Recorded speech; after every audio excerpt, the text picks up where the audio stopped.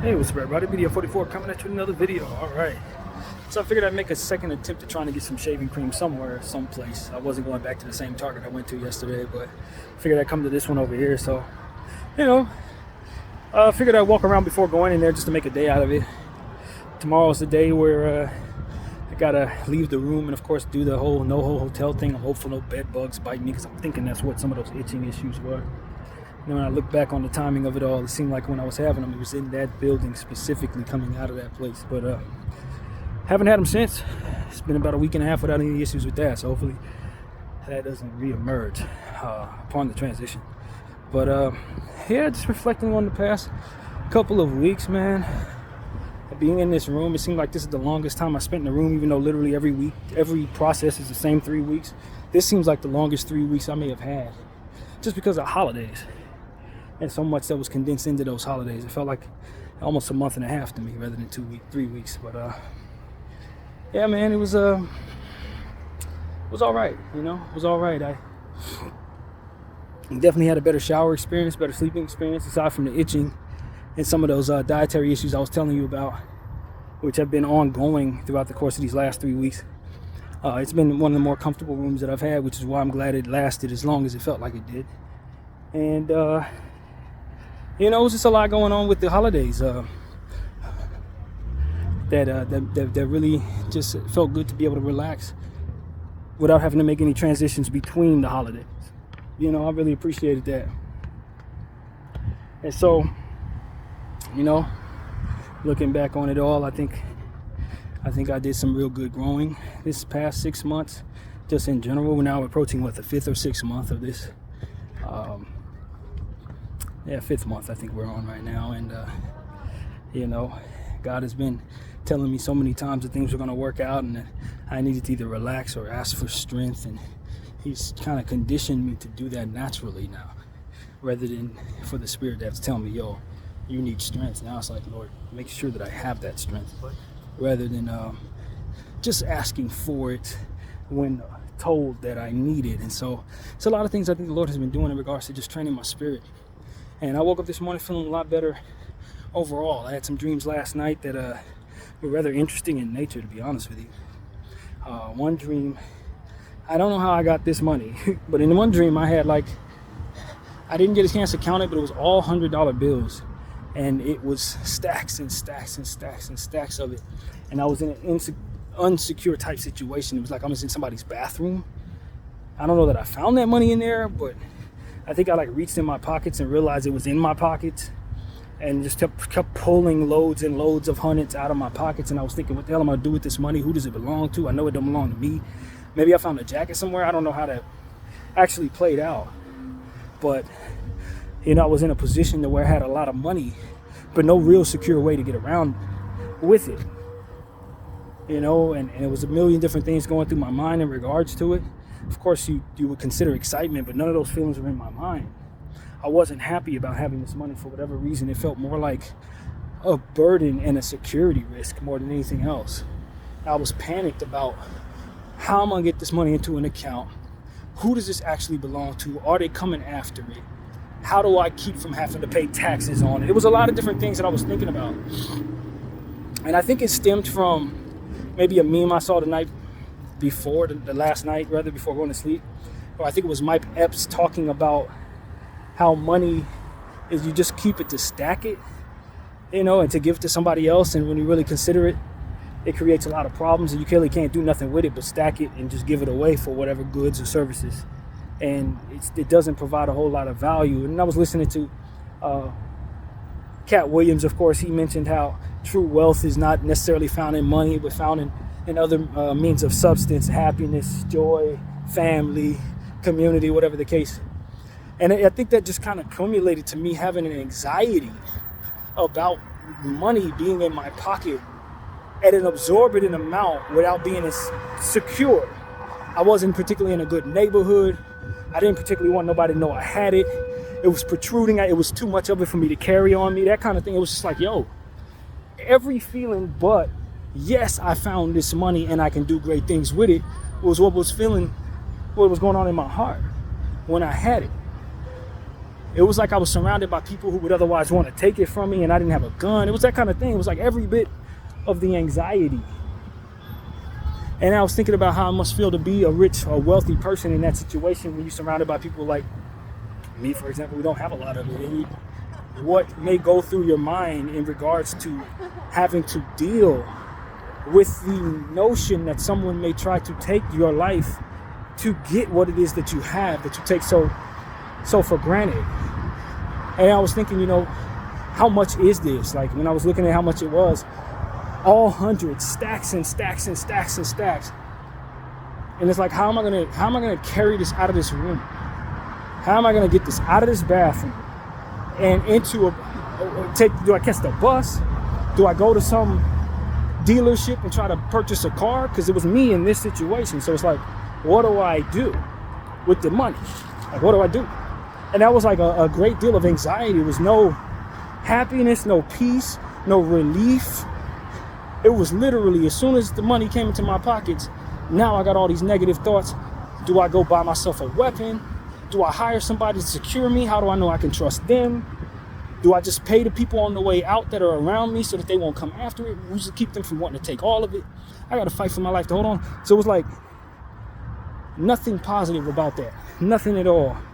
And I woke up out of that dream about 3:30 in the morning, praying. Not necessarily saying I don't want no money, but just, trying to just wake up from that dream and get over those feelings. And what came to mind was prayer. Of course, the fact that it had nothing to do with the dream at all, but I realized I hadn't put my entry in for my streak at Sketcher Day last night. After the Laker game and all that, I went to sleep and didn't submit my art. So after praying a little bit, after waking up out of that dream, the Lord literally put it in my heart. He was like, yo, did you check your Sketcher Day? Did you submit your art? I was like, nah, I forgot. And I grabbed my phone in the middle of meditation and put up a couple of art pieces to keep my streak going. But from there, rolled around, looked at my phone a little bit, submitted like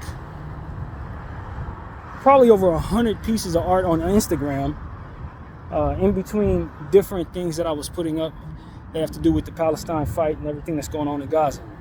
And that's what I do. I put a lot of art up, and in between that art, I put the stuff that they would otherwise want to silence me about.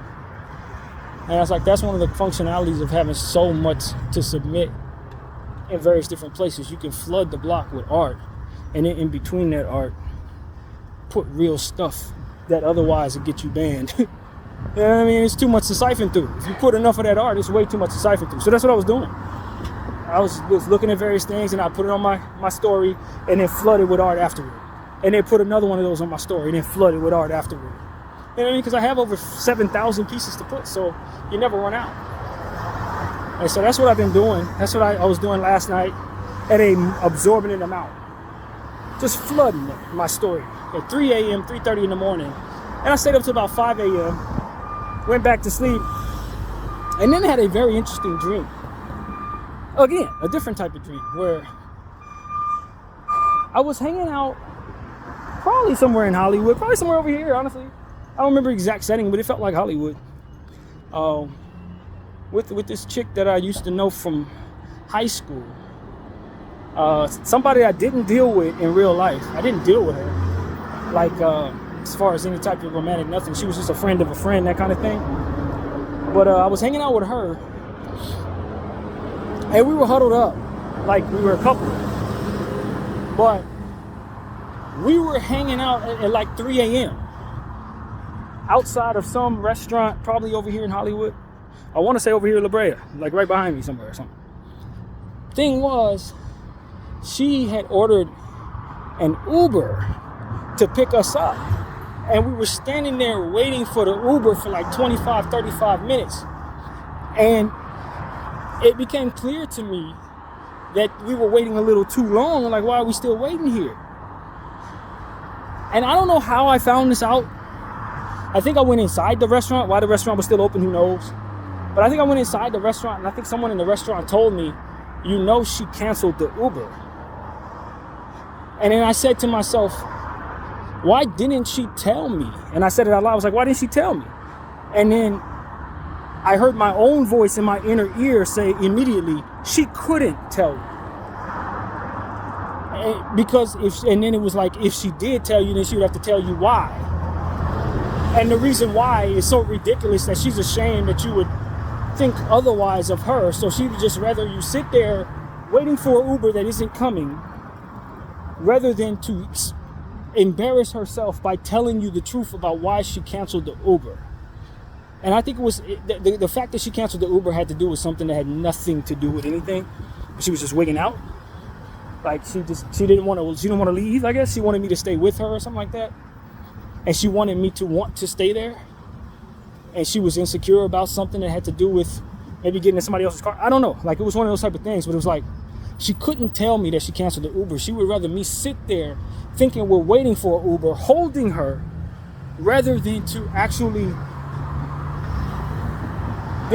find another way to get home. Like, get the hell out of there. And then she left me thinking I'm waiting there for something so that she could keep me there for her own reasons, while not telling me the truth about why she canceled the Uber. So it's like, it was very strange. And before that, we had engaged in some real serious activities to where it was the end of the night, like, that kind of thing. So it was like, all right, we done had our night. It's time for us to go back to our respective homes. I count on you to call the Uber. You tell me you called the Uber, but it never shows up, and we're standing here. That kind of thing. And it was like, that was a very strange thing. You know what I mean? Very strange thing. And so, I don't think it was much else to that dream, other than she just didn't want you to know that she canceled it. And she couldn't tell you that she canceled it for whatever reason. She just could not tell you. And it was like, all right. And when I woke up out of the dream, I didn't equate that to the person that was in it. I don't even know why that girl was in the dream, as it pertains to who that was, because I didn't deal with her in no relationship, no mess around, nothing like that. But the first person I thought of was my homegirl Kay. And I started feeling myself getting sad about the same old stuff I had been sad about 2-3 months ago that I thought I had overcome. And immediately I shook that off. But like, I started feeling them old feelings. And it was like, wow, like yet another dream that alludes to her not being truthful for reasons that don't really make sense. But it's like, it wasn't her in the dream. It's just that that's the only person I could even make any sense of that being about, rather than the person who was actually in it, for which I never dealt with. So it was like, I don't know what to say about that. I know Kay hasn't reached out to me in a couple of days. I did send her some well wishes last night upon meditation, before I even went to sleep the first time. Just sent her some positive energy, and she responded to it this morning, saying thank you for the support. In fact, I found that right after I finished my last video on the way to the train. I saw that she had responded to that. So it's like, it's not like I've been specifically saying where she at, nothing like that. I'm kind of used to her, being distant at this point. I'm much more settled into that. But I think the dream strummed up some old feelings that I had long prayed out of me and felt really solid about not thinking about no more. But I woke up this morning saying, to the Lord, praying after that specific dream, like, what is it that you want me to do in this person's life? Are we still? I thought we were past this. That's basically what I was telling God. Like, I felt like I was good. You know what I mean? I wasn't confused. I wasn't wondering where she's at or thinking about her specifically as it pertains to she needs to fulfill anything in my life. Like, I thought, I was past that.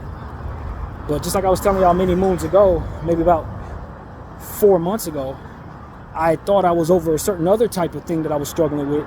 And then I had a dream that helped me realize I wasn't over that either. So it's just a process, And then you wake up in the morning, start your day, and then you turn on that Draymond Green podcast this morning. He was talking about being suspended and all of that. And it alluded to just certain things that kind of paralleled that in a different way, to say, he was talking about how just because he had gone to therapy for 3 weeks didn't mean he was healed, or rather a different person is the word he used. Or, the fact that growth comes gradually and it doesn't happen quickly, and so it's the same for healing and all these different types of things. And so that just kind of paralleled the vibes to say, I thought I was over that, but it ain't been that long, so let me just give some credit to the fact that the timing of this may not necessarily be what I want it to be. But nevertheless, you know, it's growth, it's a process. I'm getting there and I'm going there, and I'll be there when I get there. But just because I feel like I've taken some steps in the right direction don't mean I've gotten over that hurdle completely. And maybe there's more that the Lord wants me to do in regards to overcoming what it is I was struggling with in regards to K, you know? And I think that's what all of this is alluded to. I'm still not where I need to be, even though I've been good, very good actually. But it was just the last time I really struggled with that was probably Thanksgiving. And so, you know, it's January now, early January, and, you know, I feel good as far as she's concerned. Like I said, I think I understand her better. I think I'm okay with her distance. I think I'm aware that I don't know her as well as I think I do. I'm aware that, you know, healing has begun in regards to the situation, and I don't talk about her at all on this channel as much anymore. But even though we've gotten a little further away from some of those struggles, I guess some of them still have to be continued to be worked upon. And so I'm open to that. No healing happens overnight. No struggle exits your life overnight. You gotta let things happen as they do. And you know, I just want the Lord to continue to work on me. As I told him many weeks ago, I'm open to whatever you want to do with this situation. I just want you to make it so that I'm not struggling the way that I had been the first couple months of being in this situation, not being in over North Hollywood in regards to her. I don't want to struggle like that no more. I don't want her to have to deal with me on any level where I'm bringing that energy to her just the same. And I think she's helped me understand her a bit better. I think she understands me a bit better. And any unanswered questions I have don't have to be answered. They're not my business to answer or have her answer for me unless she is interested in bringing that to the table, and it ain't nobody's fault. You know, it's just what it is. Sometimes people want to be in your life closer, other times people don't, and it may have something to do with them, may have something to do with you. You may not ever know what it is, but what you cannot do is what I was doing in the first couple of months of this process. Just struggling with it to the point where I was letting it bleed into my happiness and dictate whether or not I was going to be cool for the day. And so I've come a long way for that, but I guess there's still more to work on. So for what it's worth, I feel great right now. So, you know, I think that's what it's about. You know, most definitely a lot of this was kind of just summing up the whole 3-week process of being in that room, and how when I first got into that room, I wasn't quite where I am leaving it tomorrow, you know, as far as that's concerned, and various other different things too before the holidays, you know. And so, yeah, that's pretty much just the thought, man. But I just wanted to kind of sum that up. I think I want to get into a different video right now.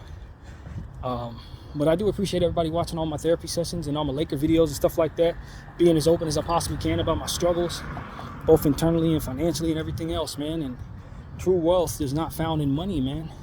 Not to say that I wouldn't love to find the amount of money. I think I'd handle it a lot better in real life than I did in that dream. I bet you I would. But, you know, the struggles and the frustrations I have are not solely financial, and I don't think that if my finances were in a perfect place and I still had some of these other internal issues, that I would be any happier, just have more money to spend on masking those problems, which probably ain't no better for me than not being able to and struggling with it a different way.